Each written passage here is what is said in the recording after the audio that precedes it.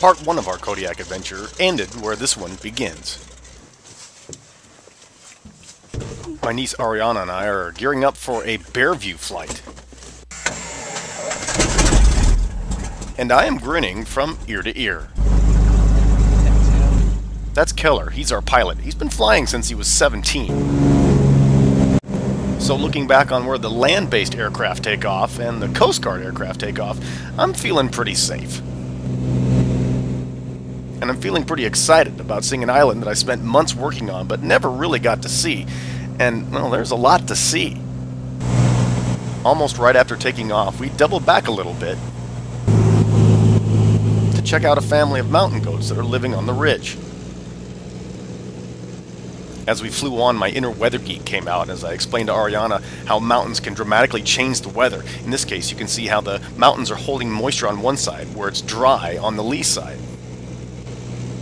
And just beyond that, we saw one of Kodiak's few and dwindling glaciers.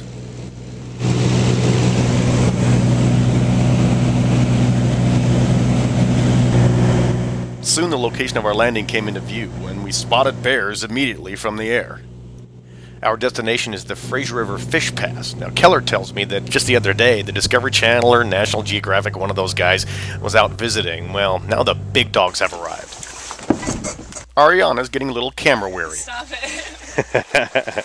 But that's all about to change, as the goal of our journey is now plainly in view. It's a short walk, and suddenly you're seeing bears. Now, these are cubs, and they made me a little nervous because they weren't far away from us, and neither were their parents. These bears are here for food, so they're really not paying any attention to us human counterparts who are flashing our cameras left and right. Now take note that the entrance to the fish ladder is right where that aluminum funnel is, so a couple of the bears just hang out and compete.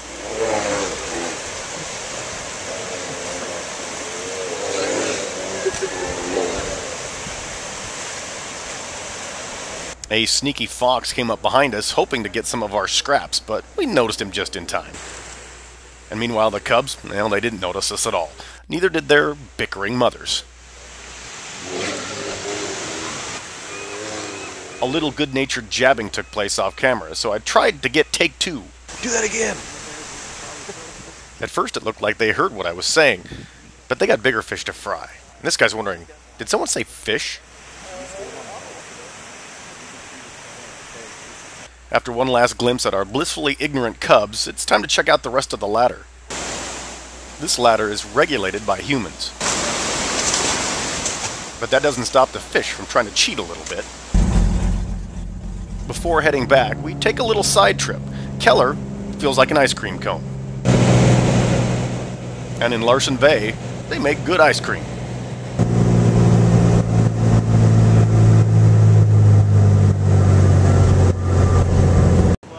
Larsen Bay is a small seafood community that's located on the southwest portion of Kodiak Island. And yes, the ice cream is quite good. As we head out, Ariana and I are feeling pretty good about the flight we've had, but it ain't over just yet. We spot one of our whirlybird counterparts and decide to say hello. They too are soaking up the sights, which is pretty easy to do on Kodiak. It's the 80th largest island in the world. Soon the city limits are within view, and it's time to pull out our never gonna forget this list and put this one darn near the top. Meanwhile, speaking of memories, I'm going to go visit an old memory that, well, occasionally I've tried to forget, and the bunkhouse where I spent precious little time actually sleeping. But note to self, don't try to visit the bunkhouse. I just went into my old bunkhouse just to check it out, and I got escorted out and offered to have a cab take me, or possibly the police. Whoops. We all have our crosses to bear, Scott. We all have our crosses to bear. And there's probably no better way to decompress from an event like that, like getting on a gourmet dinner cruise. We're gonna go about this. Our B&B hosts also do dinner cruises, and that's our skipper Marty. And those are our appetizers. We're sharing them with somebody who apparently watches the morning edition. You never seen him before. He's like a celebrity. Drew's I watch him all the time. While my face and my ego are being fed, Marion's behind the scenes preparing an organic meal using a lot of the vegetables from her own garden that you saw in part 1. I headed upstairs to see the skipper, and he could figure out why. Must have run out of order or something. Marty isn't just a skipper, he's actually the harbor master for Kodiak, so he knows all the islands. Keep in mind, Kodiak is not just one island. In fact, one of the islands sports a small community of Russian Orthodox nuns. One of their cabins is there on the left of your screen. This cruise is a wildlife viewing cruise, too. Here's a tiny little puffin struggling to get airborne. And to the left of your screen, some sea otters trying to score up some dinner. That's what that noise was. You just broke open a clam. And speaking of dinner, it's time for our dinner to be served. Marion eloquently describes our menu, which includes a seafood salad, or, well, a salad with fish in it. I know. And speaking of fish, here comes our main course. It's halibut with a spicy mango sauce, pasta, and those cucumbers are straight from her garden. Greatest food I've ever had. What a ham. Yeah. I'm in the right business. Now, I had made Ariana some halibut that I had caught myself before we took off for Kodiak. That's what you're supposed to cook halibut. I think she may have liked this version better. No, you didn't do so bad, but I think this takes the cake. Yeah, I think so too. No offense. And speaking of cake, our dessert is an actual rosebud cake, and with 4 birthday people on board, including myself, there's a lot of candles. Give it a tequila. And that flower that looks decorative, no, that's actually for putting your ice cream in and eating it, and it's actually good. And wish. And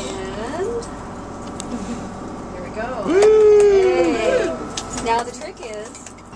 The cruise back home is quite leisurely, and my morning edition friend and her family are snapping pictures, conversations are starting up, and that's when I spy one of the other ways to get to Kodiak Island, by ferry. And as the sea breeze drifts into the marina, my thoughts turn quickly to drifting away to sleep.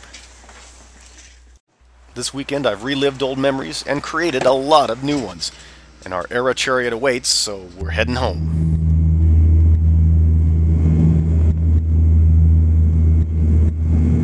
And for the second time in my life, I looked back on Kodiak through an airplane window.